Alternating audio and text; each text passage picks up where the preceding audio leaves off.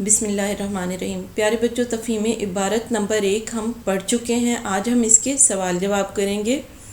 سوال نمبر 1 ہے، راشد منہاس نے اپنی ڈائری میں کون سا جملہ لکھا تھا؟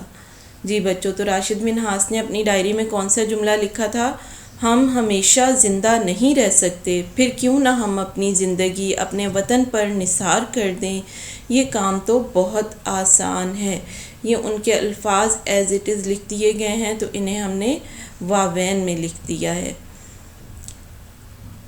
سوال نمبر 2 ہے، راشد منہاس کس عمر میں بطور پائلٹ پاک فضائیہ میں شامل ہوئے؟ جی بچوں، کس عمر میں شامل ہوئے تھے؟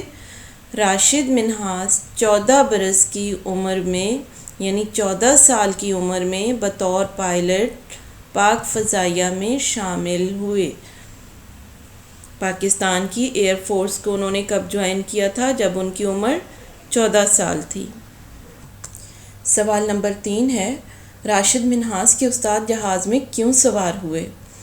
جی بچوں، کیوں سوار ہوئے تھے؟ راشد منہاس کے استاد جہاز کو بھارت لے جانا چاہتے تھے۔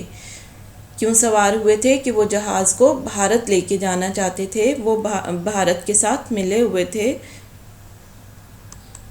وہ ملک کے غدار تھے۔ سوال نمبر 4 ہے، راشد منہاس نے کب وفات پائی؟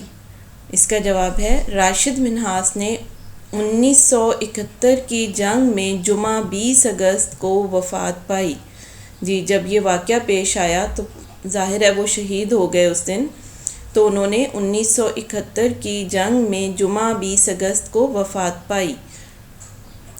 سوال نمبر 5 ہے، راشد منہاس کو کون سا اعزاز دیا گیا؟ جی بچوں، راشد منہاس کو کون سا اعزاز دیا گیا تھا؟ راشد منہاس کو نشان حیدر سے نوازا گیا۔ ان کی بے مثال جرأت اور بہادری پر انہیں نشان حیدر سے نوازا گیا۔